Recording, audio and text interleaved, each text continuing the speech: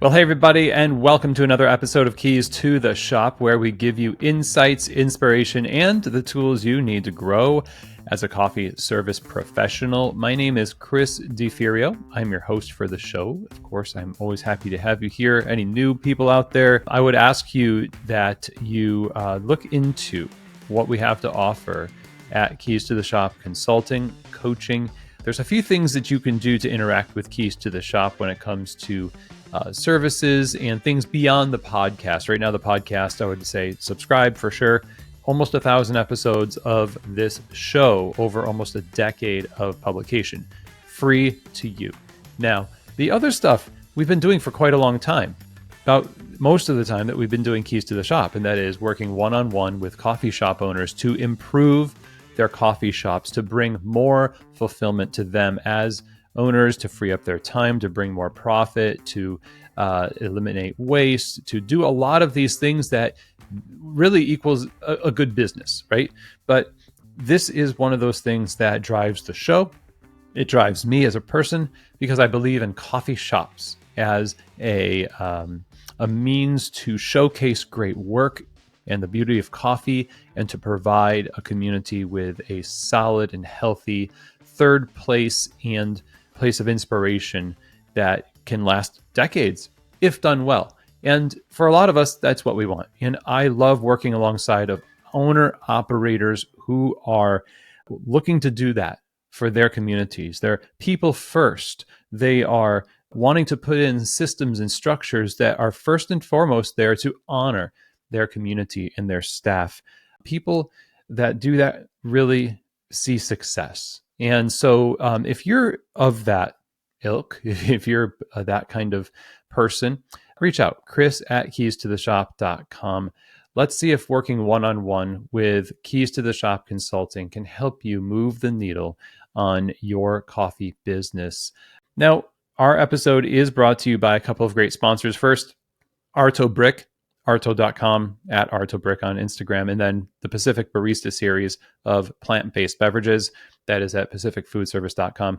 We'll talk more about them later on in the episode, but I want to get right into this. I've been talking to not just my clients, but to people that I'm just like giving advice to about the coffee shop itself, about the opportunity that we have in the coffee shop sphere to take what now is a rush for convenience and a frenzied, high gloss, digitized, AI driven, fill in the blank for all of the just noise that you hear around convenience, automation, and easier, faster. Basically it's a gold rush in a sense for people to embrace these things.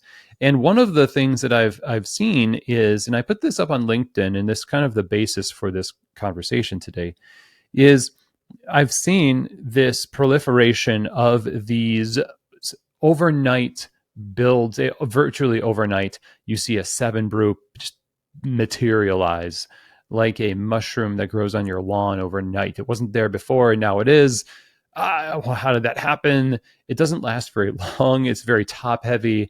And as I said in the post, maybe not meant for human consumption, but it's very pretty to look at. And in this analogy, past the mushroom analogy, we find ourselves thinking this is this double drive-through, super fast, and frilly fun drinks. Nothing wrong with fun drinks, nothing wrong with frills, but all together in this package, this chimera of indictment against coffee shops that spells to me people would rather default to something that is convenient than something that they were hoping would be fulfilling, but is not. These coffee shops are being sprung up with no opportunity to walk into them. They're not meant to serve people. They're meant to serve drinks. And that is what a lot of coffee shops have inadvertently done with the ready-to-drink products and the convenience products that they strive to integrate into their coffee shops at great cost to themselves. Costs, by the way, that they would never spend on the betterment of their training systems and the payment of their staff or the leveling up of the standards for who they hire, or rearranging or innovating different ways to do their current value proposition of being a coffee shop better. Rather, they would kind of sell off part of the farm to a billboard and say that's how we're going to make money, it's how we're going to subsidize the other things. But inevitably that thing starts to become an eyesore, or becomes just this, yeah, it's going to make us some money, we're selling bottled cold brew, that's how we're staying afloat. But part of me thinks, and I've seen this, I really do believe that the underinvestment in the things that were is more to blame for what you may have felt in lack than the absence of these convenience products that did bring in some money. It wasn't like we were really mining the depths of the model that we have. You know this because hardly anybody is really going out there into the community and getting highly involved and drawing people to their coffee shop. They're trying to cast a net from their location, refusing to move and go out. They're trying to attract these people through impersonal means. And the more you do that, and the more you see return on that investment, the less connection you have, the less you really are creating a coffee shop experience, and the less opportunity people have to really resonate with the message of at least specialty coffee, which is this appreciation for the work that has gone on behind the scenes, creating a soul fulfilling experience for the customer throughout the hospitality experience of a person walking into a coffee shop and being served by a person who makes the coffee for them. It's funny that we have to spell this out right now, but that's what a coffee shop is. You set up a shop and people come in with their money. They say, I would like this. And then the money is exchanged. The experience is started. The person makes the coffee and gives it to another person, and they enjoy it so much that they come back and do it again and again. And the investment that they put in will create a lot more loyalty, and it will create a lot more satisfaction if it's done well.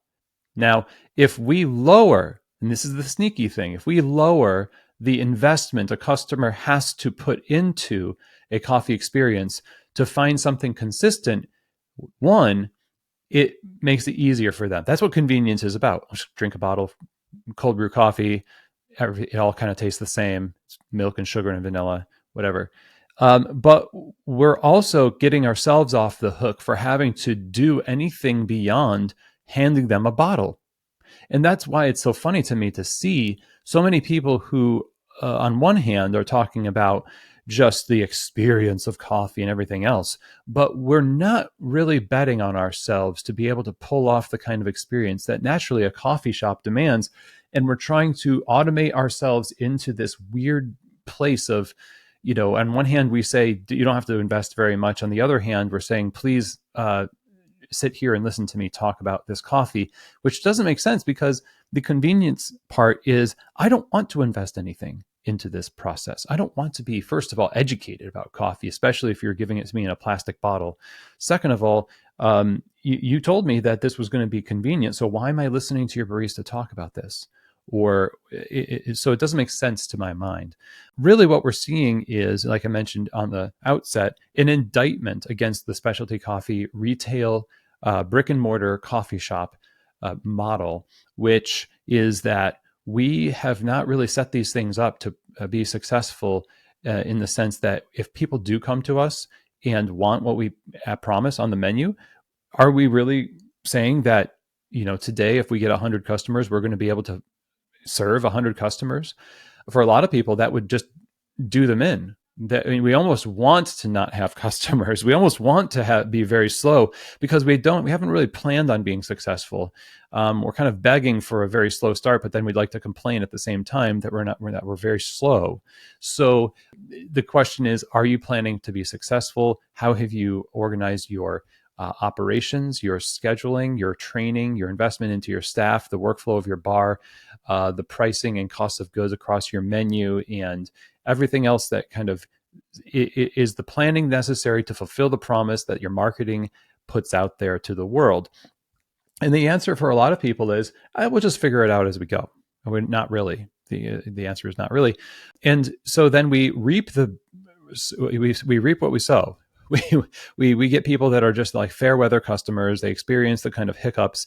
We kind of beg them to come to our shops because we're local. Yeah, don't go to those corporate places, but come to our shop. But we're still not really investing into fulfilling that promise of being special. More, we're trying to like beg people to be charitable to us. So the coffee shop has engendered a lot of mistrust and bad experiences for people across the board. And it really doesn't matter if there's this competitive barista culture out there, the insular culture that kind of glad hands its members and backpats and talks about all of these outside of the coffee shop accomplishments. It's really not translating to a better experience for customers. In fact, in a lot of cases, it alienates more customers because we're begging them to be educated about our little inside group more than we're educating ourselves about the group that we're trying to serve. Not that any of those revelations or innovations and improvements and things are not good. We have objectively better coffees in the coffee shop world right now. We have objectively better equipment to make those coffees. That's what led to a lot of this great breakthrough. But we're going so far as to make that our identity. That is not who we are. That's a tool. That's like finding a wrench that you like using to fix cars, but you are the mechanic. And you have to know what kind of car you're working on. You have to have some soft skills to talk to the people whose car it is. That is who you are. But if you're, go on your Instagram talking about, well, we use only these products, we only use drills that are made by Milwaukee or whatever. Nobody cares except you, and you probably care too much. And the reason why you can identify this is you can just scan through a lot of these feeds. And it's basically just saying, hey, we haven't really resonated with you as a community. We're not really giving you what you want. We're really trying to educate you on what we think we like right now. And hopefully you like it too. And we're missing each other in a lot of ways. Hey everybody, Chris here, and we'll be right back with our episode, but I did want to talk to you about our sponsors today, Arto.com, Arto Brick, hard surfaces, stonework, tiles. What your coffee shop is built from makes a huge difference in the feel that people have when they walk in. And how something feels is very important for what they think about you after they're gone. Will make them want to come back. It's just one aspect of a great coffee shop, and Arto Brick is really dedicated to creating great, beautiful, unique spaces, including coffee shops.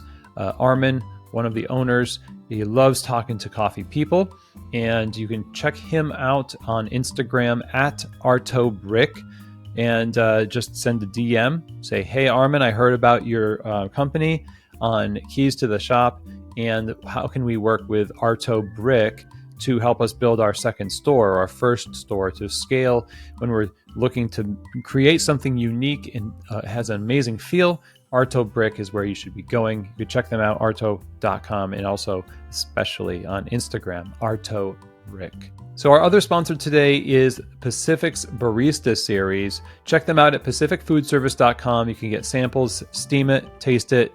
You'll love it. It's amazing. It's created for baristas, tested by baristas across the world before it even reaches your shelves. That's why it stands up to the heat from steaming, creates amazing texture, and it creates a taste balance in the cup, keeps the focus on coffee. And it is, if your customers are discerning in their palate about, hey, I do alternative milks, I do these plant-based milks, you want to serve them the best, I think you should be looking at the Pacific Barista Series. So check them out again at pacificfoodservice.com, and tasting is believing. So there you go. Let's get right back to our episode about the renaissance of coffee shops. The coffee shop is a combination. I've always said it's a co-creative endeavor. Your identity as a business is not fully formed right in the beginning.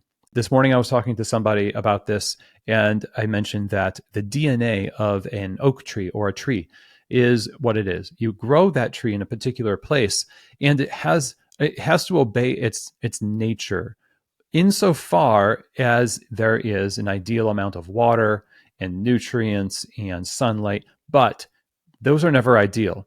Everything grows differently because every place it grows is different.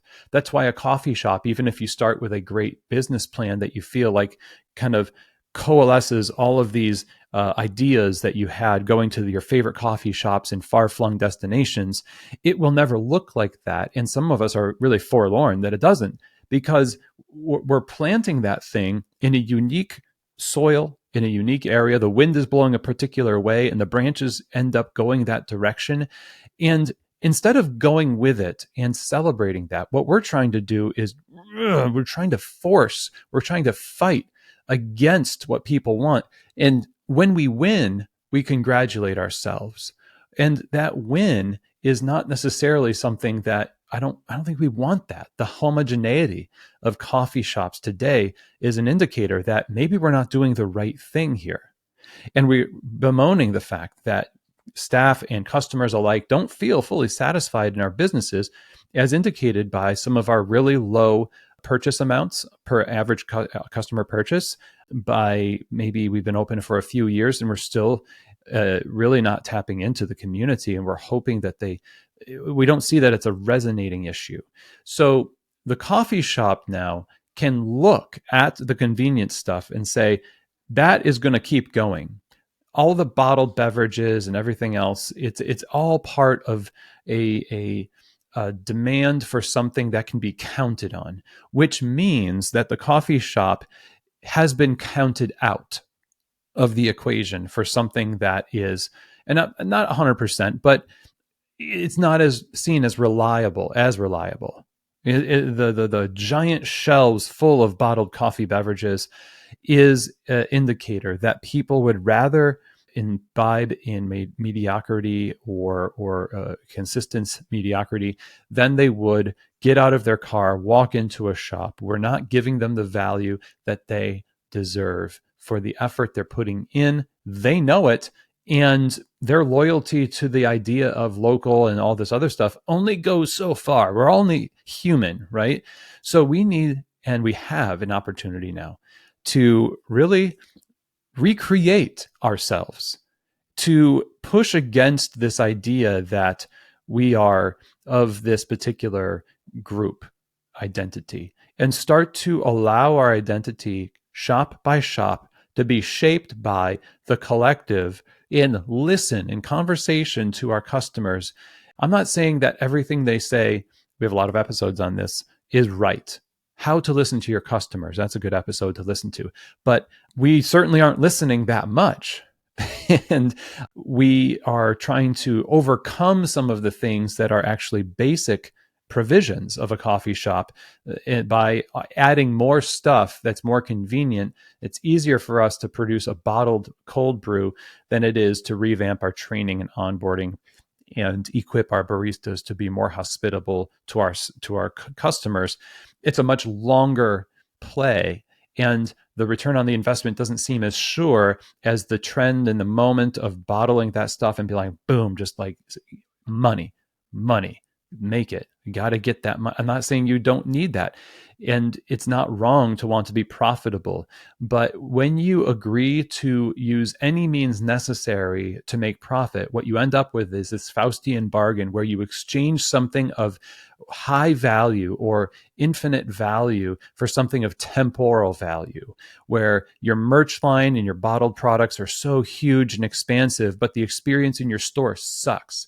And your hiring practices never really evolve past year one. And you wonder why you get this churn. Your management is left abandoned to do their work by themselves and then held accountable for mistakes, but never seen as being successful in ways they're successful. There's low affirmation, there's low investment, and it's rather this focus on a thing, okay, rather than a group of people, a relationship-based approach. So the question was asked to me by someone I talked to this morning again, of what is more important as an operator to focus on? Is it the quality of the coffee, or is it the hospitality? And that's a great question to ask your prospective baristas. And the question is an unfair one on purpose. It's really not a gotcha question, you know. It's more to see where your immediate thought is, and it's not to be taken just as a sign. Never hire a person that says quality. That's not what I'm saying. But my answer to that question was this: hospitality. If you start with hospitality as your focus, you will get to quality coffee.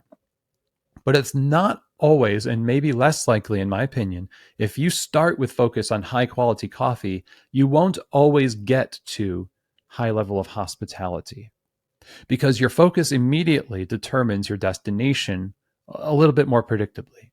If your focus is on the inanimate object first, the coffee has to be coffee quality. Of course, you're going to probably think according to industry standards. We're going to educate these people. I'm going to make this the best. The readings have to be the right way, and the metrics line up, and it's a beautiful, awesome cup of coffee.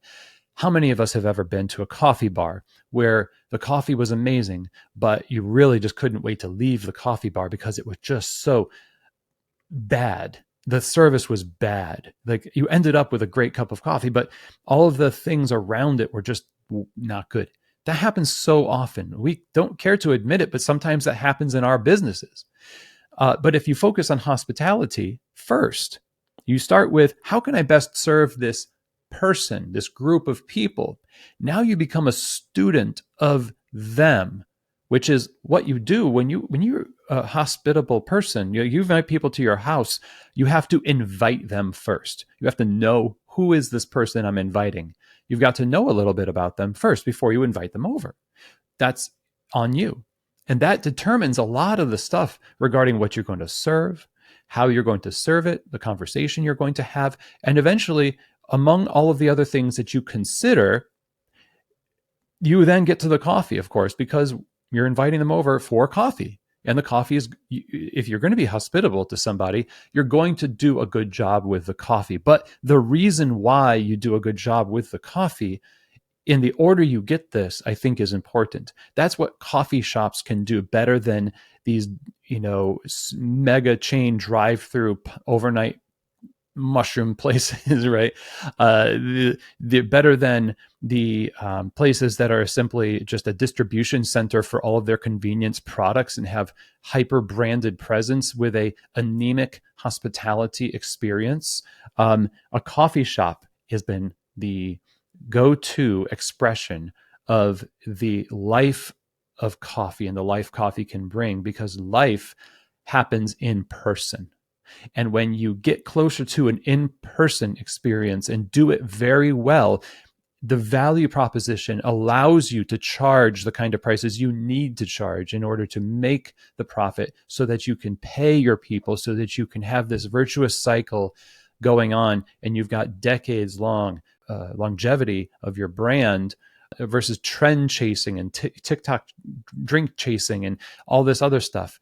So we start with hospitality and we say, look, the industry is increasingly selling it's like it's cafes are like an Airbnb for the best ideas of marketers, instead of the identity of the community through coffee that will be a much more sustainable proposition. Okay.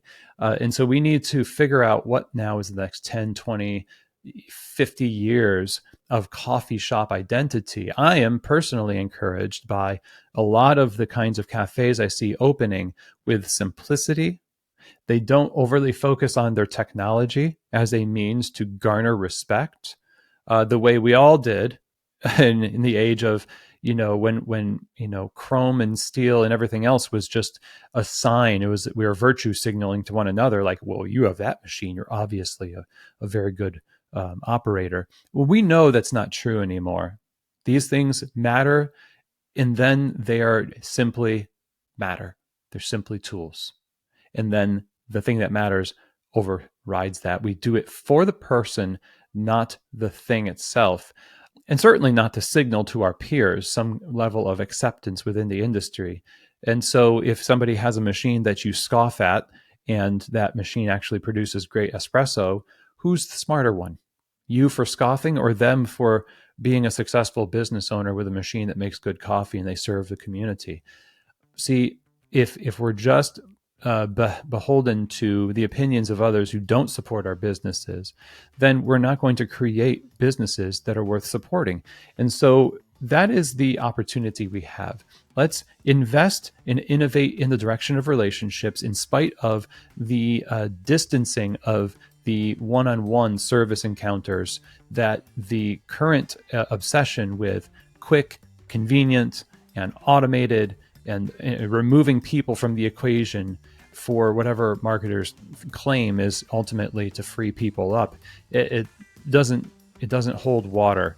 So we have an opportunity in coffee shops, brick and mortar coffee shops, to create something and invest into something deeper than these fly-by-night concepts that have short-term benefits but erode the foundation of what brings value to the industry in the long term. And so that's why we exist here at Keys to the Shop. That's why it says shop right there. There are keys to your coffee shop. There's something special that happens there. I think you might agree.